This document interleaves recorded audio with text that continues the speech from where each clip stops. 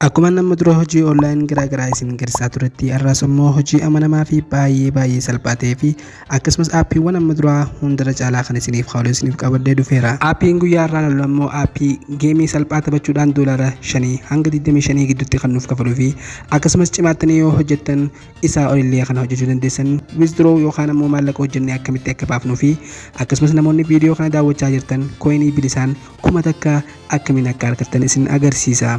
Tarii aappii kana shakkuu maltu na amanaa. Akkuma amma dura aappii garaagaraa irraa baasee yookaan ammoo withdraw godhee isiniif mirkaneessatti aappii kana ofii itti hojjedhee withdraw irraa godhee isinis agarsiisa. Isteeppii viidiyoo kanaa qofa hordofuun ammoo guyyaa irraa kooyinii kuma takka osoo waa takka hin hojjetin bilisaan akkamitti akka argattan kan isin agarsiisu ta'a. Viidiyoo kana gama dhumaa irratti mistira yookaan ammoo iccitii aappii kanaa kan isiniif ifa baasu ta'a.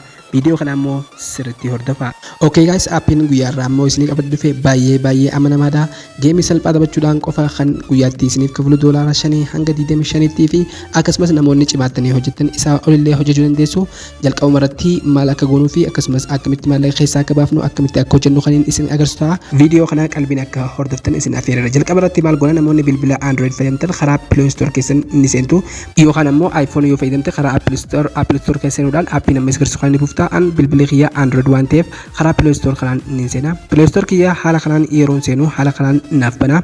Amma jalqaba irratti iddoo search jedhamtu kanarratti maqaa aappii kanaa search godhuudhaan aappii kana bilbila keessan irratti ni buufattan jechuudha.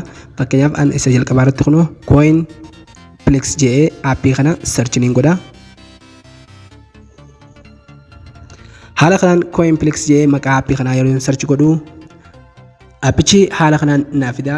Aappii isa lamaffaa isa kooyinii fakkaatu kana isa kana jechuudha. Isa kana bilbila keessan irratti ni buuftu yookaan ammoo daawunlood ni gootu. Haala kanaan ergaan aappii kana daawunlood godhee amma kallattumaan aappii kana ni bana. Haala kanaan naafida. Amma yeroo aappichi haala kanaan naabanamu wantoota lama akkuma agartan kanaan naafida. Sanduuqa lameen agartan kanarratti raayitii godhuudhaan isa loogiin jiru kana ni filadha. Isa loogiin yeroo filadhu haala kanaan sarchinaaf gochaa jira. Kallattumaan eessatti na dabarsa gara iimeelii filachuutti na dabarsa. Kunoo akkuma agartan iimeeliiwwan bilbila kiyyaa keessaa qabu haala kanaan naafida. Isin tokko ni filattu kan amantan jechuudha. An ammoo isa kana filadhee isin agarsiisa. Jalqaba irratti kana yeroon filadhu kallattumaan ammallee kaapchaa furuutti nageessa nama tokko mirkaneeffachuuf jechuudha. Haala kanaan yeroo isiniif fidu amma wanta kanarratti sirriitti qalbifadhaa. Namoonni hedduun akkamitti dabarra jaanii fakkeenyaaf amma gubbaa kanarratti motor saayikil kan joonii agartaa suuraa motora qabdu guututti raayitii mallattoo tana ni filatta. Ammallee isa next joonii filadhaa. Ammallee haayiraant naafida. Haayiraant kana footoo tana ni agartanii footoo tanarratti suuraa footoo tana qabdu hunda irratti raayitii yookaan ammoo sanduuqa kana ni filadhaa. Sana booda isaa verify jedhu ni filadhaa. Asirratti hin shaxaminaa. Fakkeenyaaf waan adda addaa isiniif fiduu danda'a. Makiinaa ta'uu danda'a. Suuraa makiinaa qabdu hunda raayitiitti gootu. Haala kanaan ergaan verify godhee gara kana dabarsa. Gaayis iddoo kanarratti ammoo koodii nama isin agarsiisu sana yoo guuttan kooyinii kuma takka bilisaan ni argattu osoo waa takka hin hojjetan jechuudha. Koodii tana asirratti qalbii harkaan ni guuttu hunda qubee gurguddoo godhuudhaan.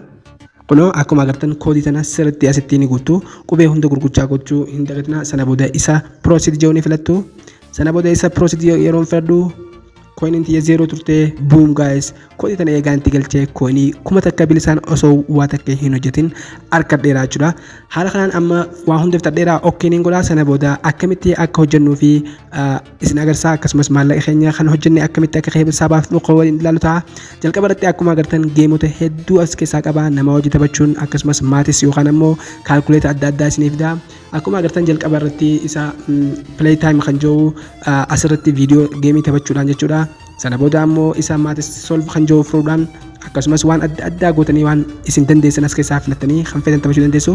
Fakkeenyaaf isa play time jiru kanarratti yeroon filadhu isa accept jedhee settingii bilbila kiyyaa keessatti isa kana niin hayyamaaf jechuudha. Permission yookaan ammoo hayyamaniin kannaafi.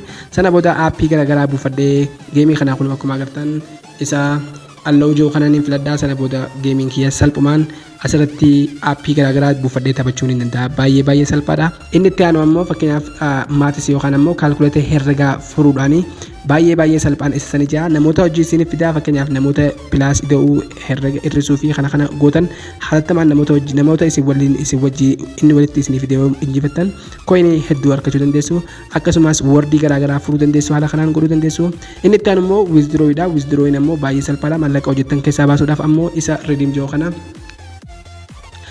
isa coinii keessan inni filattu redeem isa jiru jechuudha sana booda kunoo coinii akkuma agartan coinii hanga kana hojjettan doolaara hanga hojii kallattumaan baafachuu dandeessu appiin kun baay'ee amanamaadha viidiyoo itti aanu keessatti ammoo akkamiin akka keessaa baafnu isin agarsiisa akkasumas dhuma kanarratti wantiin isin hubachiisu jechuudha namoota biroo afeeruudhaan kunoo akkuma agartan koodii akkanaa isinii kanna koodii tana namoota biraa afeertanii yoo namaatti guuttan coinii hedduu argachuu dandeessu namoota viidiyoo kana hanga dhumaa daawwataniif ammoo kun boonasiidha guys appiin kun baay'ee amanamaadha sirriitti hojjedhaa waan akka hin shakkinaa viidiyoon kun ammoo akkaataa geemii biraa taphachuudhaan maallaqa itti kuufattan isin barsiisa.